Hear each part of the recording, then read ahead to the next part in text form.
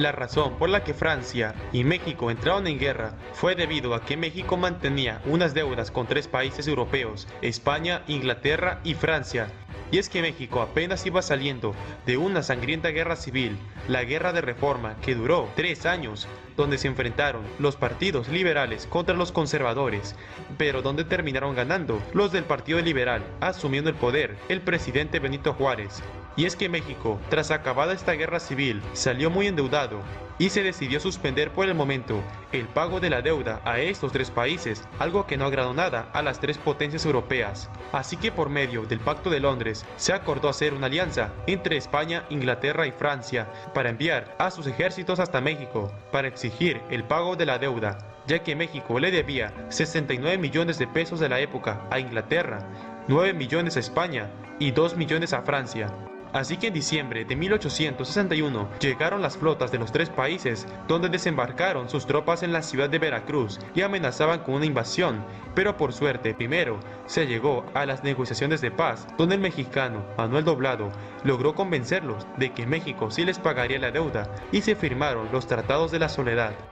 A pesar de que se logró convencer a España y a Inglaterra de que se retiraran de México, no se pudo con Francia, pues estos no solo venían a cobrar una simple deuda, que era de solo 2 millones de pesos. El emperador del Segundo Imperio francés, Napoleón III, tenía ya sus propios planes de invasión. Pretendía establecer un imperio, o mejor dicho, un protectorado francés en México, ya que lo que buscaba Francia era expandir sus dominios en todo el mundo. Recordemos que estamos en 1862, una época donde el expansionismo colonial por las potencias europeas estaba muy presente.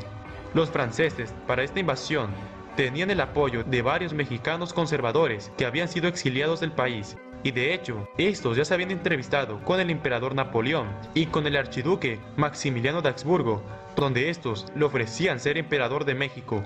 Y Francia veía esa oportunidad para invadir México, aprovechando como excusa el pago de la deuda. Napoleón veía también en apoyar a los confederados en la guerra civil que enfrentaba a Estados Unidos, ya que Francia buscaba detener y debilitar el poderío de los Estados Unidos. Así que en marzo de 1862 llegaron a México un contingente militar francés bajo el mando de Charles Ferdinand, el conde de Lorenzes. Tras esta provocación de guerra, los españoles y los británicos rompieron la alianza con Francia. El gobierno del presidente Benito Juárez se prepararon para la invasión y este encargó de la defensa del país al general Ignacio Zaragoza. Así que a inicios de abril comenzaba la guerra entre México y Francia. Los soldados que invadieron a México en 1862 eran 6,000, conformados por el 99 Regimiento de Línea, el segundo Regimiento de Zuavos. Estos eran el cuerpo élite del ejército francés, un batallón de fusileros de infantería de marina, un batallón de ingenieros coloniales, un cuerpo de caballería ligera formado por 152 jinetes, segundo escuadrón de cazadores de África y un batallón de cazadores de Vincennes. Cabe mencionar que el ejército del Imperio francés era ya experimentado, veterano de otras guerras como la conquista de Argelia de 1830, la guerra de Crimea de 1853, donde aquí se distinguió el cuerpo élite francés, los zuavos argelinos, temidos soldados de hasta 1,80 m de altura, expertos en el combate cuerpo a cuerpo, veteranos también de las campañas de Italia de 1859, donde derrotaron al Imperio austriaco. Llevaban consigo armas de última tecnología y artillería de más poder, un ejército bien disciplinado que de hecho llevaba invicto sin perder una gran batalla desde 1815 en la batalla de Waterloo, en la época de Napoleón Bonaparte. La confianza del ejército francés estaba en alto, ya que pensaron que derrotar al ejército mexicano sería fácil. El propósito de esta invasión francesa era de derrocar al gobierno de Benito Juárez y establecer un imperio bajo protección francesa. Una vez teniendo el control de México, los franceses empezarían a apoyar a los confederados del sur en la guerra civil de Estados Unidos. Por el lado de México iban reuniendo soldados y voluntarios para enfrentar al invasor. México llevaba desde 1821 una crisis económica y ya habían enfrentado varias invasiones extranjeras, siendo la peor la de Estados Unidos de 1846, donde se perdió la mitad del territorio. La situación para el ejército de Oriente era crítica, ya que el 6 de marzo se dio una explosión en Chalchicomula, donde murieron más de 700 mexicanos y civiles, lo que perjudicó gravemente al ejército de Oriente. Mientras tanto, los franceses avanzaban con destino a la capital. Tenían el apoyo del general conservador Juan Nepomuceno Almonte, al igual que del general Leonardo Márquez, el Tigre de Tacubaya, conocido por ser un sanguinario en la Guerra de Reforma. Este hombre iba reuniendo un ejército de conservadores para unirse a los franceses y atacar así juntos a los republicanos mexicanos, por lo que es considerado como un traidor. El general Zaragoza, el que comandaba el ejército de Oriente, ordenó que atacaran por medio de guerrillas a los invasores, pero el 28 de abril de 1862 tendrían la batalla de las Cumbres en las montañas de Aculcingo, donde se dio un enfrentamiento menor que terminó en victoria francesa. Esta victoria le dio mucha más confianza al general Lorences de que sería fácil derrotar a los mexicanos. Tanto era su confianza que mandó una carta por adelantado al emperador Napoleón, donde le aseguraba una victoria rápida. La carta decía lo siguiente: somos tan superiores a los mexicanos en organización, en disciplina, raza, moral y refinamiento de sensibilidades, que desde este momento, al mando de nuestros 6,000 valientes soldados, ya soy el amo de México. Estaba tan confiado de que ganaría. Mientras tanto, en la ciudad de Puebla se iba preparando la defensa, principalmente en los fuertes de Loreto y Guadalupe.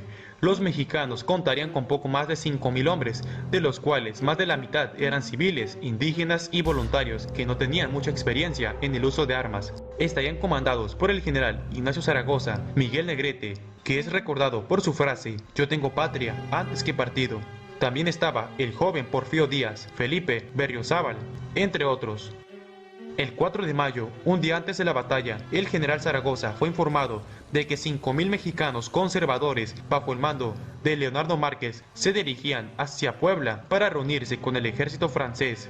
Ante esta grave amenaza, Zaragoza mandó a 2,000 hombres para detenerlos y lograron con éxito derrotar al ejército de Leonardo Márquez el 4 de mayo, en la batalla de Atlixco, en una importante victoria. Pero ahora Zaragoza se quedaba con 3,000 hombres, pero por suerte más tarde llegaron refuerzos y contaría con 5,000 para la defensa. Aún así, sus tropas estaban la mayoría desanimados, porque sabían que iban a perder, se iban a enfrentar a uno de los mejores ejércitos del mundo de aquella época. Pero el general Zaragoza les dio ánimos y patriotismo con un discurso que decía lo siguiente: soldados, os habéis portado como héroes, combatiendo por la reforma. Vuestros esfuerzos han sido siempre coronados por el éxito. Hoy vais a pelear por un objetivo sagrado, vais a pelear por la patria. Y yo os prometo que en la presente jornada conquistaréis un día de gloria. Vuestros enemigos son los primeros soldados del mundo, pero vosotros sois los primeros hijos de México. Soldados, leo en vuestra frente la victoria y la fe. ¡Viva la independencia nacional! ¡Viva la patria! Es así que el 5 de mayo de 1862 se vendría la batalla de Puebla. A partir de las 11:15 de la mañana se disparó el primer cañonazo. El general Lorences tenía el plan de tomar primero los fuertes de Loreto y Guadalupe, que era lo único que impedía su avance a la ciudad de Puebla, ya que si caía esta ciudad, el ejército francés avanzaría sin problemas a la Ciudad de México. Primero se ordenó disparar los cañones hacia los fuertes, donde dispararon decenas de balas de cañón, pero por la distancia apenas lograron hacer unos daños al fuerte. Las campanas de la ciudad de Puebla empezaban a sonar. La batalla había comenzado.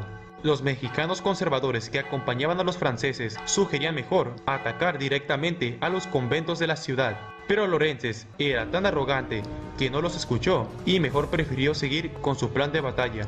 Lorences en ese momento mandó en el primer ataque a los suavos, el regimiento de élite de la infantería francesa, que iniciaron su ascenso por el cerro hacia el fuerte de Guadalupe.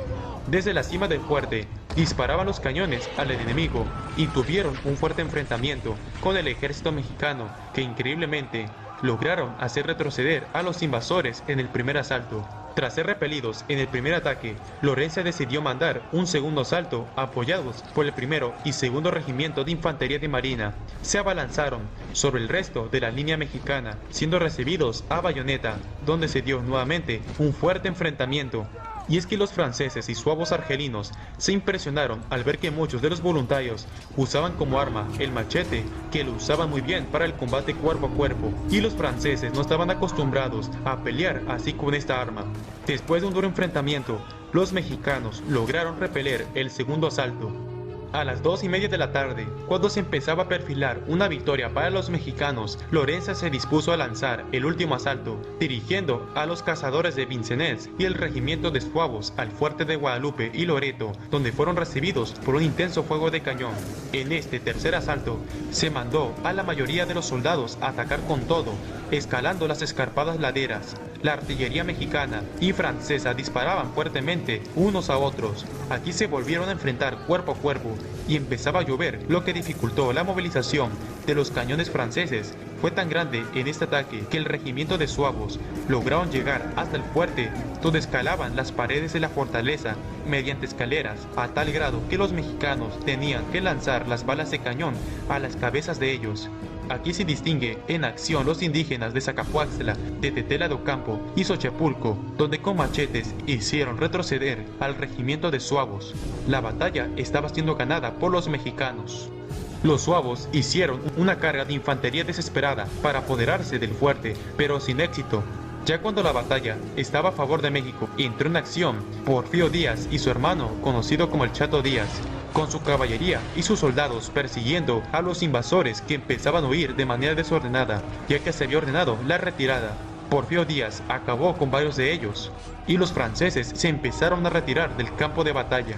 La batalla había sido ganada por el ejército mexicano.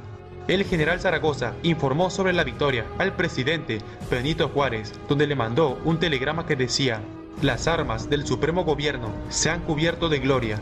Las bajas del bando francés fueron de alrededor de 600 muertos, informaba el general Zaragoza. Los mexicanos habían sufrido más de 200 entre muertos y heridos. Esta había sido la primera gran derrota del Imperio francés y en 50 años. Ningún ejército en el mundo, ni el ruso, ni en Argelia, ni en Italia, habían podido derrotar a los franceses.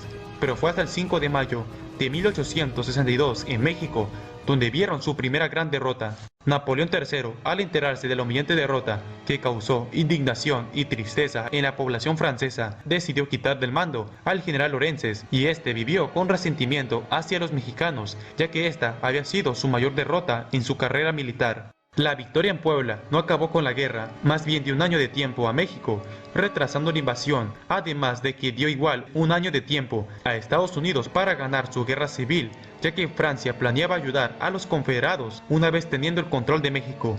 Además de que esta victoria dio patriotismo a todos los mexicanos, de que hasta el mejor ejército del mundo podía ser derrotado. Zaragoza fue aclamado como héroe, al igual que todos los que participaron en la batalla. Desgraciadamente, el general Zaragoza falleció en septiembre de 1862 tras contraer una enfermedad.